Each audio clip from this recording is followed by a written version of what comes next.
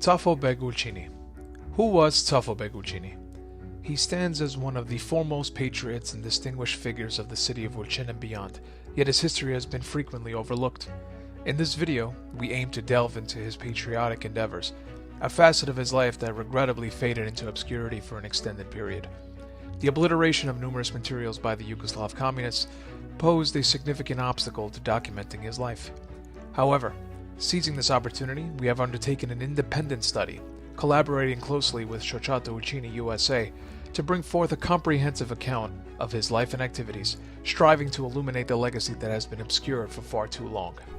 Born in 1893 to a noble family of merchants and ship captains, his family, Ali Begu, had its beginnings in the city of Durrës, which, about 350 years ago, after 1690, moved to Shqiptar and after to Ulqin.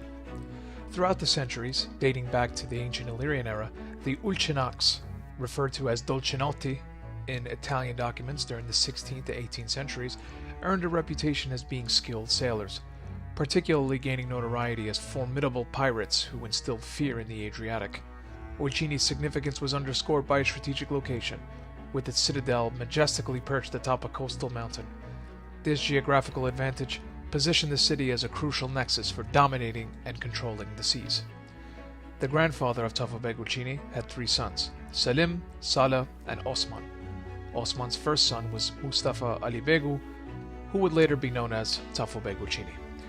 From a young age, he demonstrated exceptional skills as a sailor.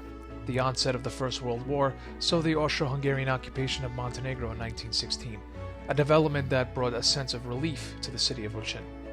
Occupied by Montenegrin forces since 1880, the city's shift in allegiance greatly pleased the Albanians, who had long endured the hardships of Slavic occupation. However, as the First World War concluded and the Kingdom of Serbs, Croats, and Slovenes was established in 1918, the situation for Albanians outside the borders of their homeland turned dire.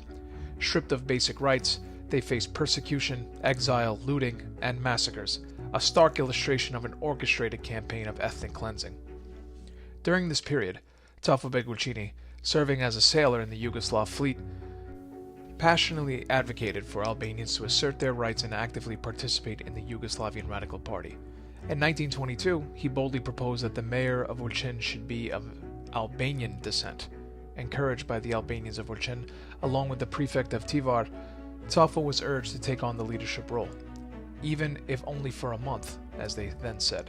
Despite facing threats from Montenegro nationalists, the Albanian community assured Cafo of protection throughout bodyguards provided by the prefect of Tivar. Unyielding in his resolve, Cafo Beg Ulqini responded with courageous determination, declaring, "I fear no one and reject the need for bodyguards. I am committed to running for the position of mayor of Ulqin." Cafo Beg Ulqini was elected and assumed the role of mayor of Ulqin on August 26, 1923. A historic moment that brought immense joy to the Albanian community of Ulqin. This marked the inaugural instance in Ulqin's history when Albania took the helm of the municipality. Cafo Beg's tenure extended for 2 decades, solidifying his position as the mayor of the municipality of Ulqin. With courageous dedication, he actively promoted the advancement of agriculture, livestock, trade, and tourism, yet he faced significant challenges in the realm of Albanian education due to unfavorable conditions.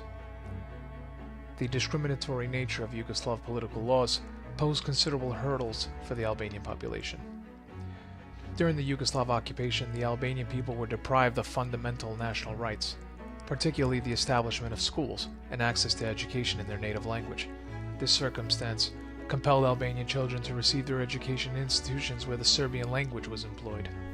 Cafo Beg Ulqini, in addition to the duties he performed as mayor of Ulqin, was also elected as a member of the presidency of the Islamic Association of Yugoslavia, a position he would hold until 1938. In 1927, Ulqini boasted a population of 3,370 residents, inhabiting 840 houses, constituting a city predominantly inhabited by Albanians. In the interwar period, under the leadership of Cafo Begu, Ulqin thrived with 15 textile shops, 9 food stores, 5 barbershops, 4 tinsmiths, 5 bakeries, 12 shoemakers, 3 tailors, 3 ironsmiths, 3 blacksmiths, 1 carpenter, and 16 cafes, among other establishments. The Second World War brought about significant changes to the systems and territories in the Balkans. Yugoslavia, as outlined in the Versailles Treaty, was handed over to Hitler's Germany on April 6, 1941. Simultaneously, Italy annexed Albania on April 7, 1939, and Kosovo underwent annexation and division into three parts. The northern part came under German control, a section of Dukagjin and the majority of Kosovo fell under the jurisdiction of Albania as an Italian protectorate, and the eastern part fell under Bulgarian influence. However, the territorial incorporation of Albanian lands remained incomplete, with numerous Albanian areas still lying beyond the borders of Albania. Cafo and his brother Cafo Beg Ulqini residents faced two armed raids by Montenegrin civilians, leading to the departure of a portion of the Albanian population from the city. Some sought refuge in nearby villages, while others migrated to Shqiptar. The atmosphere in both the city and villages became oppressive for Albanians, impacting both the political and economic spheres. Upon the arrival of the Italians in Ulqin in 1941, there was initially a sense of optimism among the Albanians. They anticipated that the Kingdom of Yugoslavia would relinquish control over the territories predominantly inhabited by Albanians. Cafo Beg Ulqini, through intermediaries and cabinet members Hafiz Hasan Yunji and Dom Nicol Tusha, approached the viceroy of the Italian kingdom Francesco Giacomoni and requested the establishment of a municipal government in Ulqin reflective of the majority population, namely the Albanian community. Following the unfavorable response, Cafo Beg, under the cover of night, crossed the border and made his way to Tirana. There, he staunchly advocated for the return of the territories annexed by Montenegro, emphasizing the need for these settlements to be rightfully reinstated under Albanian jurisdiction. After the decision was made for Ulqini and other Albanian majority regions to self-govern under Albania and become part of the Shqiptar prefecture, a new administration took charge in Ulqin. Cafo Beg Ulqini assumed the position of mayor, while Yahya Batsi was appointed as Ulqini's sub-prefect. Two flags were raised proudly that day, Italian and Albanian. The transition involved replacing inscriptions in Serbian with those in Albanian, marking a shift toward linguistic inclusivity. The administration within these institutions commenced in the Albanian language, with the recruitment of Albanian personnel. Simultaneously, qualified teachers from Albania arrived to establish schools, paving the way for education in the Albanian language. Cafo Beg served as the mayor of the municipality of Ulqin until mid-1942. This period witnessed a deliberate effort to foster Albanian identity and governance in Ulqini, reflecting a pivotal chapter in its history. With the arrival of the Italians in Ulqin and Cafo Beg's appointment as mayor, significant positive changes unfolded for the Albanian population. However, on September 10, 1943, Cafo and his brother Cafo Beg Ulqini were arrested by the Montenegrins and confined in the city prison. Both brothers managed to escape to Albania, where Cafo later became a member of the Albanian Assembly and played a role as a member of the Regency of the Albanian Kingdom in the stead of King Zog I. Throughout these years, Cafo Beg Ulqini tirelessly worked and dedicated himself to safeguarding borders and national interests. However, with the ascent of the communists to power, numerous Albanian patriots, including Cafo, faced persecution, imprisonment, and tragically, execution. Ulqin fell under the control of the Yugoslav Communist forces in November 1944, leading to attempts to capture Cafo and Hodo. Successfully evading capture, the Alibegu family fled to Shqiptar, escaping the clutches of the Yugoslav forces.